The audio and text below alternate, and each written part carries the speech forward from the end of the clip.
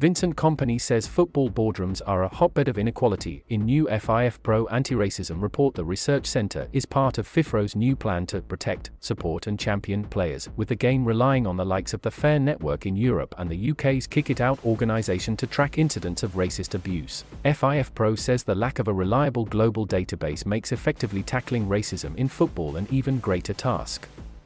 This carries two challenges. First, it almost inevitably means that the extent of such discrimination is underestimated, especially when it comes to players' experience of discrimination from colleagues and teammates. A FIFPro report released on Tuesday reads, "Such incidents, likely to happen away from the public eye, go unreported and unchecked." Second, if we do not understand the scale of the current problem, it is difficult to track and monitor change. Without this, we cannot confidently say whether existing initiatives are effective. We cannot learn what works, and it is much harder to hold those responsible to account.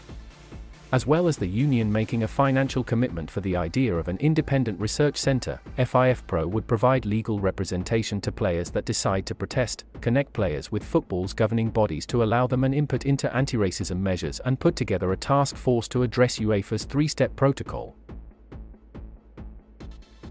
Introduced in 2019, the three-step implementation of the protocol has been criticized, with referees seemingly unwilling to carry it out in full. It allows officials to twice halt the game temporarily if there are discriminatory chants and issue a warning over the stadium's speaker system, before being able to abandon the match entirely if it continues for a third time.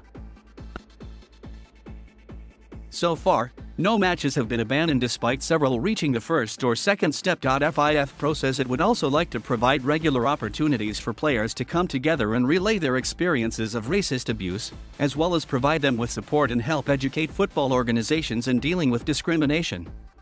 A hotbed of inequality, former Manchester City and Belgium defender Vincent Kompany has regularly spoken out in calling for change within football authorities in their boardrooms. Kompany, who was born in Belgium after his father Pierre arrived as refugee from the Democratic Republic of Congo in 1975, says the diversity that so benefited the teams I played in is not reflected in football's power structures.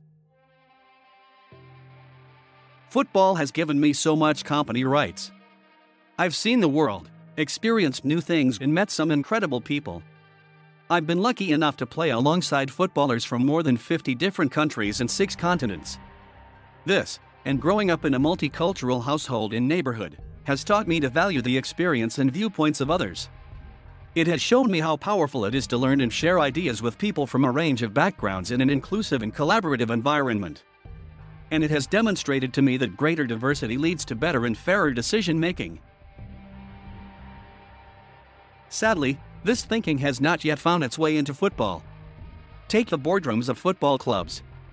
Even a cursory glance at their members' profile shows that they are still a hotbed of inequality. Footballing boards and management rooms remain profoundly unrepresentative of the diversity of players, with a notable absence of people of color and women.